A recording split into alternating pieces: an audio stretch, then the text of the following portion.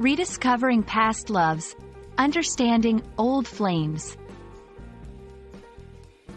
Hello, dear viewers. Today we're going to dive into a fascinating English phrase that sparks a lot of curiosity: old flames.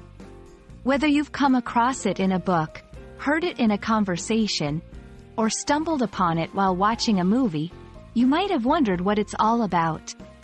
Stick around as we explore this expression, its meaning, and how to use it in conversation. You're about to add a bright spark of knowledge to your English vocabulary. When people talk about old flames, they're referring to former lovers or romantic partners that they had a passionate relationship with in the past. The key word here is old, indicating something from the past, while flames metaphorically suggests the burning passion that once was.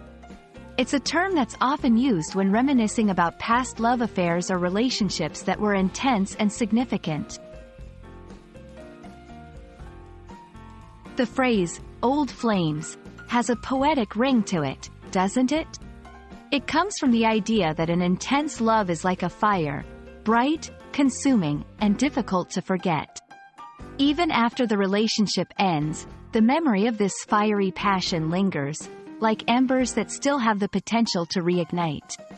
It's a nostalgic term that's been used in songs, literature, and colloquial speech for many years. Now, let's look at how you can incorporate old flames into your everyday English. Reminiscing. I bumped into one of my old flames at the reunion, and we spent hours catching up. Reflecting on past love. Sometimes, when I hear our song, I think about my old flames and wonder how they are now. Discussing past relationships. They were not just exes, they were old flames. It was serious back then. Notice that old flames can carry a sense of warmth and fondness, a tinge of regret, or simply a neutral recollection of past romance. Understanding the cultural context can be crucial for language learners. In many English-speaking cultures, talking about old flames can be a way of acknowledging and respecting one's romantic history. It's important to use the term with a sense of delicacy, as it may evoke various emotions depending on one's experiences and the context in which it is brought up. And there you have it, folks. A glimpse into the warm embers of the phrase, old flames.